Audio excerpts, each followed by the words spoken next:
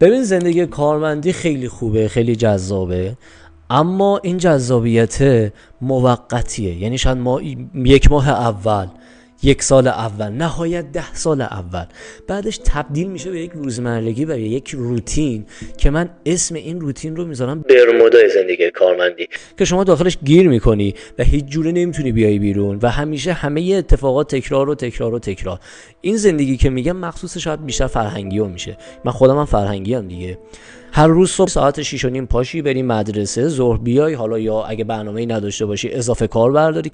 اینو میخوام بگم که آقا، همکار عزیز، برادر من، خواهر من، رفیق، درسته معلمیم، این خیلی خوبه، واقعا افتخار میکنم با آموزگار بودنم، اما باید یک هنری، یک استعدادی، یک توانایی رو توی خودمون شکل بدیم یا دنبالش بیفتیم تا از این برمودا خارج بشیم و